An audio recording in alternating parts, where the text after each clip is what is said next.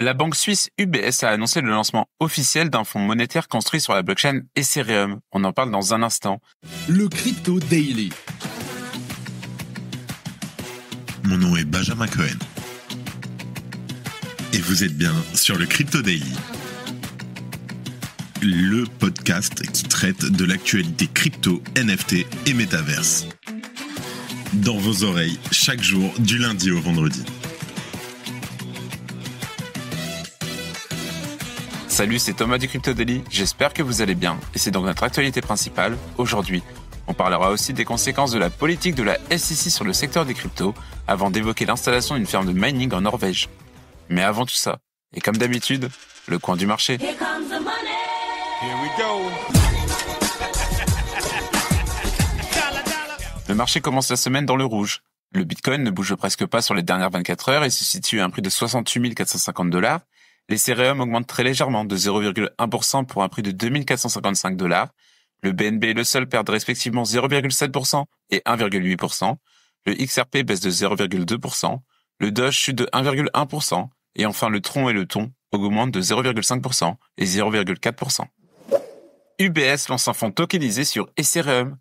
L'année dernière, UBS a déjà mené un projet avec l'autorité monétaire de Singapour en lançant un fonds expérimental sur Ethereum. Et cette semaine, la célèbre banque a annoncé passer à la vitesse supérieure en déployant officiellement un nouveau fonds.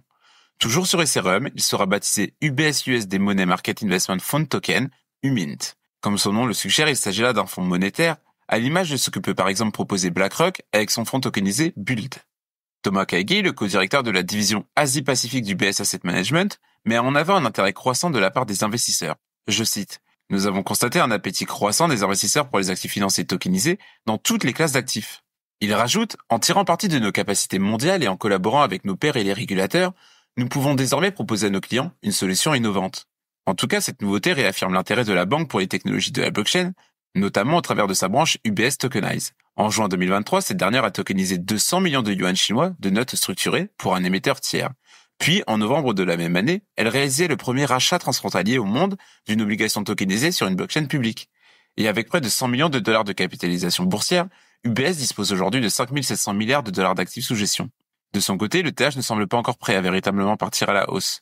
Mais si l'actif semble subir une baisse de popularité ces derniers mois, notons qu'il garde la confiance des investisseurs institutionnels, comme en témoigne le bid de BlackRock et ses 533,5 millions de dollars. D'ailleurs, là où les Layer 2 peuvent avoir la préférence du grand public, ces derniers restent négligeables lorsque de tels montants sont en jeu.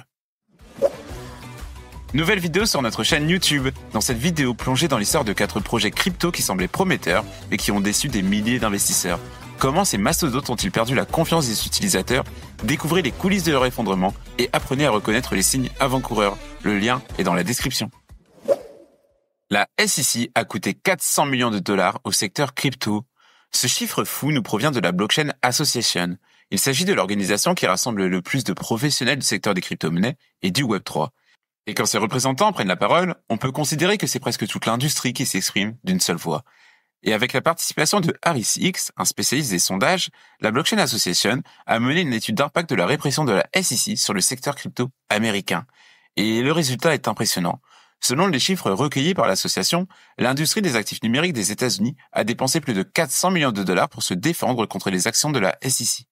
Et encore, le chiffre avancé pourrait n'être qu'une petite partie de la réalité, vu qu'il provient d'un échantillon des membres de l'association.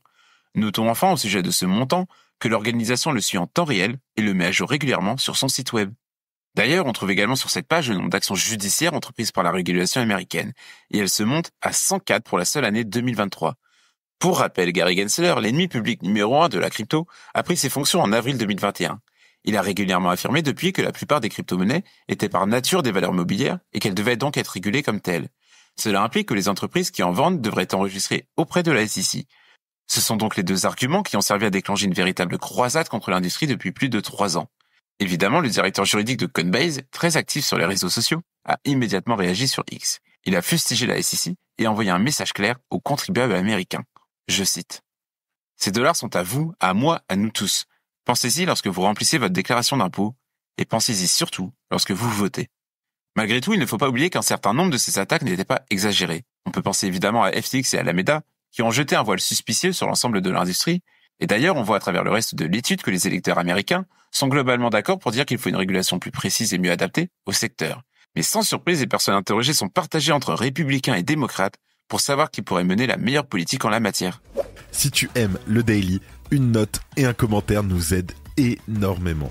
Aussi, si tu ne veux rien rater de l'actualité, abonne-toi. Un projet de mining de Bitcoin 100% renouvelable en Norvège. Une mine de Bitcoin s'apprête à rejoindre le cercle polaire arctique. L'installation de 350 mètres carrés, conçue par SAS Mining, sera située dans un petit village de pêcheurs sur la côte norvégienne. Elle sera implantée dans l'un des principaux bâtiments du coin, qui était auparavant chauffé par une chaudière à fioul. L'idée est de la remplacer en chauffant le tout grâce à l'énergie issue des opérations de mining. L'entreprise a déclaré, je cite, « La chaleur est une ressource très critique dans cette région du monde, il fait moins de 20 degrés Celsius pendant une grande partie de l'année. » La stratégie de l'entreprise est donc claire. Une partie de la chaleur des machines servira pour chauffer le bâtiment, et le reste sera détourné pour faire sécher le poisson, ce qui fait partie de l'économie là-bas. Le PDG de l'entreprise n'a pas souhaité rendre public l'emplacement exact de l'installation avant sa mise en service. De leur côté, les machines devraient commencer à tourner le 1er décembre prochain, et les installations de SAS Mining développeront 2,6 MW de puissance, ce qui pourrait inquiéter la population locale. Mais la direction promet que grâce à une technologie particulière de refroidissement, les habitants ne souffriront pas des nuisances sonores liées aux activités d'extraction. En tout cas, la société est consciente qu'elle devra prouver son utilité aux habitants, qui ne croiront que ce qu'ils verront. Surtout dans un pays qui fait la guerre au mining de Bitcoin. Pour rappel, le gouvernement norvégien a déjà émis la volonté de fermer la porte au mining de Bitcoin. D'ailleurs, la ministre de la numérisation et le ministre de l'énergie norvégien souhaitaient en début d'année une loi qui réglemente pour la première fois le secteur des centres de données. Mais le PDG de SAS Mining affirme que le gouvernement norvégien est en train de suivre un processus d'éducation. Et l'installation de l'entreprise est justement destinée à présenter les avantages de l'exploitation minière de Bitcoin. Espérons que ce projet saura convaincre le gouvernement norvégien. Et voilà, c'est fini pour nos 3 news principales du jour, et on passe maintenant aux brèves. La SEC épingle Immutable. Immutable a reçu un avis Wells de la SEC, probablement lié à une vente privée de tokens en 2021. L'entreprise conteste le manque de clarté de la SEC et se dit prête à défendre sa conformité. CZ revient sur son passage en prison. Lors de la conférence Binance Blockchain Week, CZ a partagé son expérience en prison et ses projets futurs. Il a confirmé être actionnaire majoritaire de Binance sans implication opérationnelle et a annoncé le lancement de Kiggle Academy. 21 Shares dépose une demande d'ETF XRP. 21 Shares a déposé une demande d'approbation auprès de la SEC pour lancer un ETF spot XRP aux États-Unis. Le produit nommé Core XRP Trust permettrait aux investisseurs d'accéder au marché XRP sur le CBOE BZX Exchange. Des influenceurs américains accusés d'avoir causé des pertes à leur communauté. De MrBeast à Logan Paul, plusieurs célébrités ont été accusées de promouvoir des crypto-monnaies avant de vendre leur part à des prix gonflés. Ils auraient laissé leur communauté subir des pertes importantes. Et on termine par Robinhood qui dévoile des résultats crypto exceptionnels. Robinhood a enregistré une hausse de 112% de son volume de trading crypto sur un an, atteignant 14,4 milliards de dollars au Q3 2024. Malgré une baisse par rapport au dernier trimestre, les revenus liés aux transactions crypto ont grimpé de 165%. Et voilà, c'est la fin de ce résumé de l'actualité du jour. Évidemment, pensez à vous abonner pour ne pas rater le suivant, quelle que soit d'ailleurs l'application que vous utilisez pour nous écouter. Rendez-vous aussi sur Twitter et YouTube pour d'autres contenus d'actualité exclusifs. Je crois que j'ai tout dit. Faites attention à vous. Et moi, je vous dis à mercredi. C'était Benjamin pour le Crypto Daily. Merci et à très vite.